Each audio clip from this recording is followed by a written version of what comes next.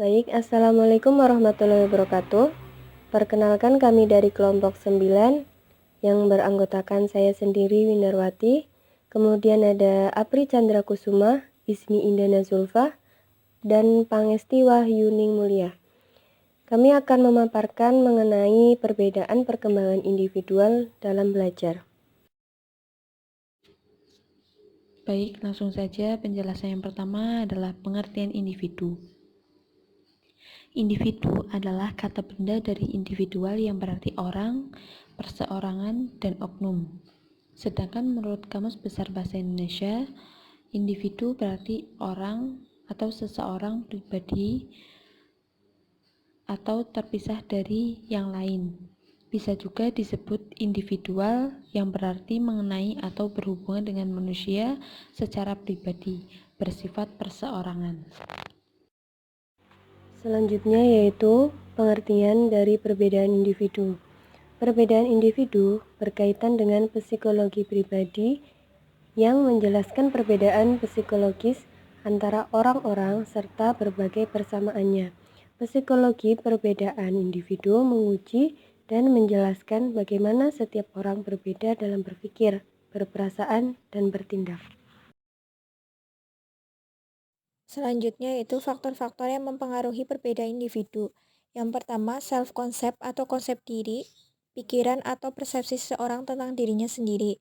Yang kedua, parental acceptance of children, konsep mengurangi atau menumbuhkan respon terhadap reaksi-reaksi dari orang lain yang berhubungan dengan keadaan fisik dan ukuran badan. Yang ketiga, locus of control. Locus of control ialah bagaimana individu merasa atau melihat garis atau hubungan antara tingkah laku dengan akibatnya. Yang keempat yaitu kecemasan yang dialami anak didik. Kecemasan itu menggambarkan bagaimana keadaan emosional suatu atau seorang anak didik. Yang terakhir, motivasi belajar Atkinson dan Feather mengembangkan modal yang sangat berguna untuk menjelaskan disintegrasi motivasi siswa untuk hasil belajar ketika pengalaman belajar masa lampau menyebabkan ia merasa tidak senang dan takut akan gagal. Atasi perbedaan individu bagi guru dalam proses pembelajaran. 1. Mengajar di sekolah supaya siswa memiliki niatan dan termotivasi untuk belajar. 2. Akselerasi dan program tambahan, pengajaran individual, pengajaran unit, kelas khusus bagi para siswa yang cerdas. 3. Kelas remedi bagi para siswa yang lamban. 4. Pengelompokan berdasarkan abilitas. 5. Pengelompokan informal atau kelompok kecil dalam kelas. 6. Memperkaya dan memperluas kurikulum. 7. Pelajaran pilihan, elective subject. 8. Diferensiasi, pemberian tugas dan pemberian tugas yang fleksibel. 9. Sistem tutorial, tutoring system. 10. Bimbingan individual. 11. Modifikasi metode-metode mengajar. Yaitu teori pembelajaran. Yang pertama, teori simulasi sensorik. Teori ini mengatakan bahwa jika multi indera yang distimulasi, akan diperoleh hasil belajar yang besar lagi. Stimulasi atas indera dicapai melalui berbagai warna yang lebih besar, tingkat volume, pernyataan yang kuat, fakta yang disajikan secara visual, serta penggunaan berbagai teknik dan media. Yang kedua, teori penguatan. Teori ini dikembangkan oleh psikologi aliran behavioris, terutama oleh B.F. Skinner pada awal abad ke-20. Skinner percaya bahwa perilaku adalah fungsi dari konsekuensinya. Siswa akan mengulangi perilaku yang diinginkan jika penguatan positif menyertai perilakunya.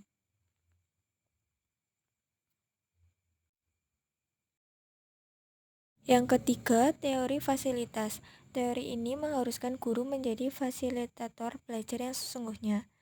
Yang terakhir yaitu teori pengalaman belajar.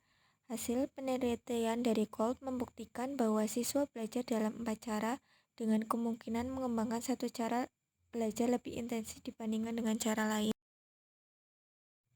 Slide yang terakhir yaitu teori perbedaan gaya belajar. Ada dua, yaitu teori belajar aksi serta teori pembelajaran langsung. Teori belajar aksi. Belajar aksi adalah pendekatan yang menghubungkan dunia pendidikan dengan dunia kerja melalui proses reflektif dalam kelompok-kelompok kecil pembelajaran kooperatif.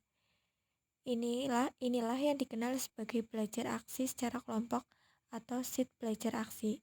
SIT atau kelompok bertemu secara teratur untuk mendiskusikan atau mempelajari isu-isu kehidupan nyata dari individu anggota dengan tujuan untuk belajar dari satu sama lainnya. Yang selanjutnya itu teori pembelajaran langsung.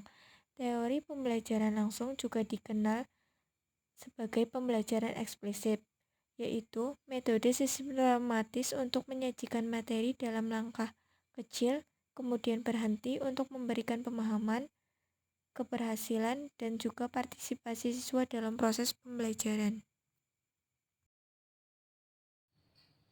Baik, terima kasih teman-teman sudah menyimak materi dari kelompok kami.